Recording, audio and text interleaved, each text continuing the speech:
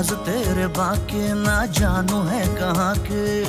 आज भी नहीं लगे तेरी हर अदा, छलका छलका जो हुस्न तेरा, हल्का हल्का है मुझे तेरा नशा, हल्का हल्का है मुझे तेरा नशा।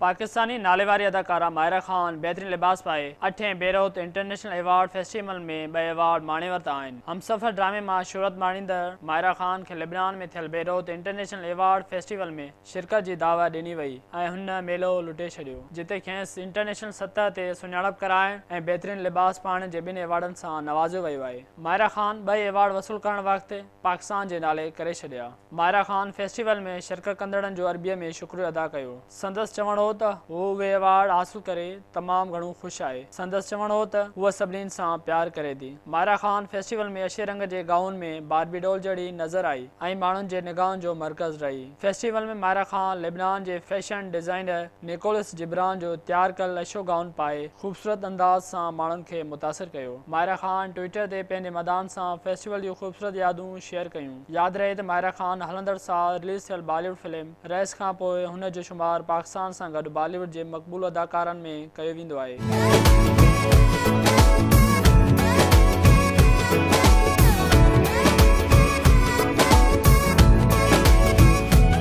जो तेरी खातिर तड़पे पहले से ही क्या उसे तड़पाना, ओ जालिमा ओ जालिमा।